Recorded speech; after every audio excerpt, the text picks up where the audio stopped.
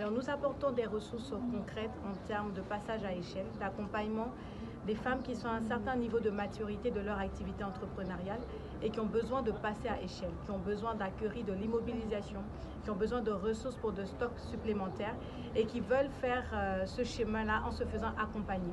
Accompagner pour identifier donc leur schéma de croissance, identifier leurs besoins, mais aussi faciliter la mise en relation avec les institutions financières.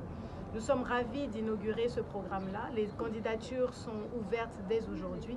Les femmes qui ont un chiffre d'affaires équivalent 15 millions de francs CFA annuels sont invitées à s'enregistrer sur la plateforme, à échanger avec nos experts qui les accompagneront. J'aime à le dire, l'entrepreneuriat est un parcours qui est très hardi et toute seule, on ne peut pas forcément y arriver. On a besoin de se faire accompagner, de comprendre les techniques, mais aussi de se faire accompagner vers la banque qui parfois n'est pas très comprise des PME.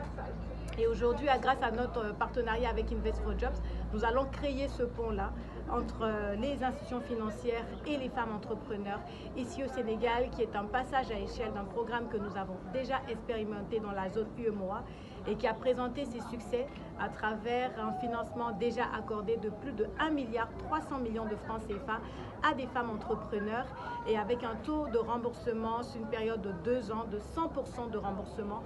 Toutes les femmes remboursent et continueront de rembourser quand elles sont bien accompagnées. Et c'est pourquoi nous sommes ravis d'apporter ici cette ressource d'assistance technique et de facilitation dans la mise en relation avec nos partenaires financiers.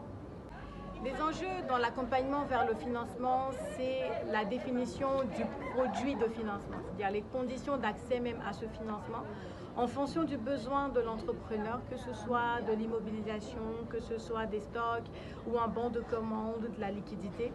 Nous taillons avec chaque partenaire financier un protocole, c'est-à-dire que des conditions qui sont améliorées ou qui sont adaptées à la taille de nos PME féminines, qui sont allégées, je le dirais ainsi, et parce qu'elles sont bien accompagnées, la banque aussi est rassurée qu'elles pourront absorber ces ressources-là et donc faire face à leur engagement vis-à-vis de la banque.